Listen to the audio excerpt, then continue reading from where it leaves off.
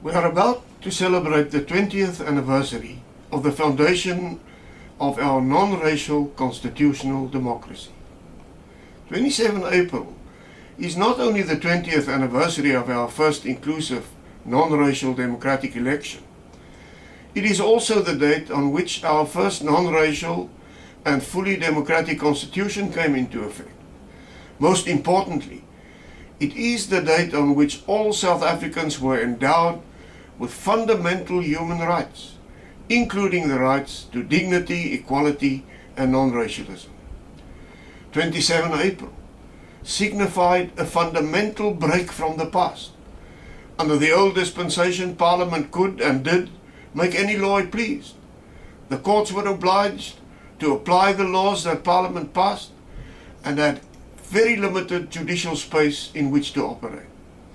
After 27 April, the Constitution and the rule of law became supreme. Our courts could strike down any law or executive action that was not constitutional. 27 April marked the day on which power passed to the people and sovereignty was transferred from Parliament to the Constitution.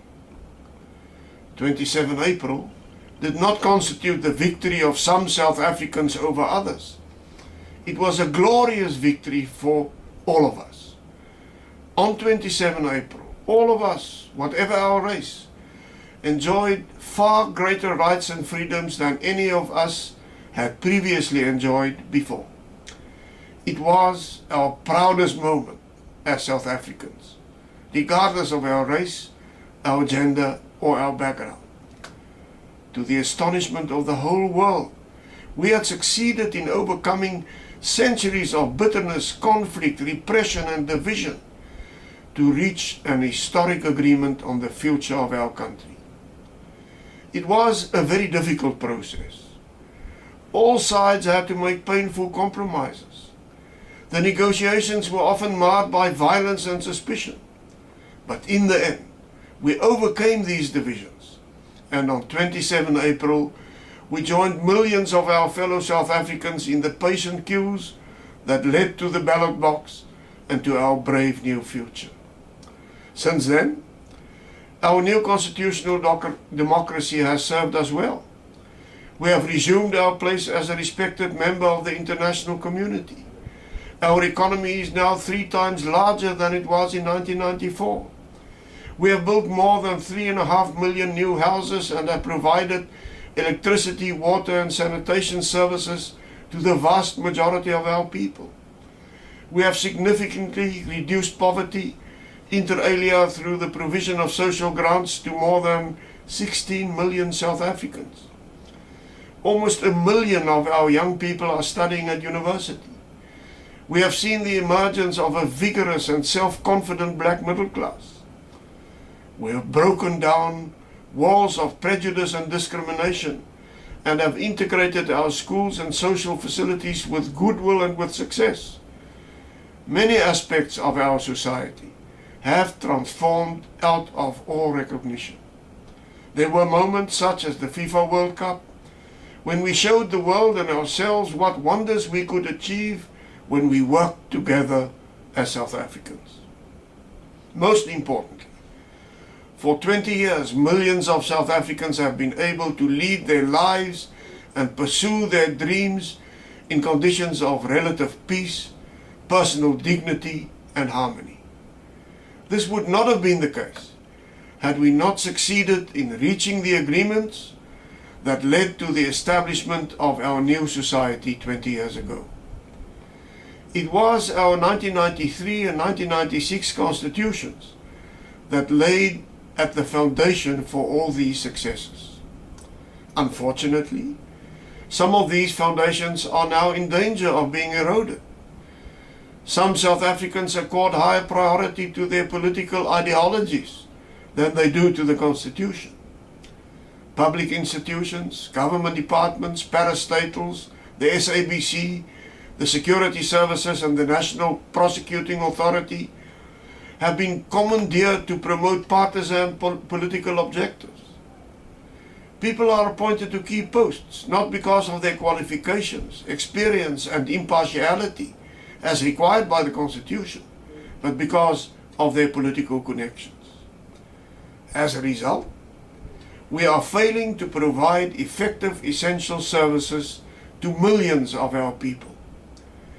Their dissatisfaction is reflected in more than 30 service delivery protests a day. Most seriously, we are failing to provide decent education to a vast majority of our children. Only 1 in 8 emerges from school with an acceptable qualification. The application of outmoded and discredited ideologies in economic and labor policy have led to a serious reduction in investment and to unacceptably low economic growth. As a result, only 43% of South Africans between the ages of 15 and 64 are in employment. We are failing to achieve our enormous potential. This has gone hand in hand with increasingly rampant corruption, some of it sanctioned at the highest levels of state. All of this has led to the unacceptable fact that we are now a more unequal society than we were in 1994. From this we may conclude that the policies that we have been following to promote equality are not working. Most seriously, the introduction of increasingly aggressive and apparently permanent race-based discrimination has led to a situation where the prospects of citizens are increasingly determined by the color of their skin and not the content of their character or their competency. We are approaching the point where we will no longer be able to claim that we are a non-racial democracy. So, on this 20th anniversary of the founding of our new society, I would like to appeal to all South Africans to renew their commitment to our Constitution and to the values it expresses. Those values include human dignity, the achievement of equality and the advancement of human rights and freedoms, non-racialism and non-sexism, supremacy of the Constitution and the rule of law, and a genuine multi-party system of democratic government based on accountability, responsiveness and openness. I'm confident that if we can all work in our public and private lives to support these values, we will be able to overcome the challenges that confront us and achieve the enormous potential of our incomparably wonderful country. About one thing there can be no doubt. Despite all our challenges, South Africa today is a much better and fairer country than it was before 27 April 1994. We should join hands to defend the enormous progress that we have made since then.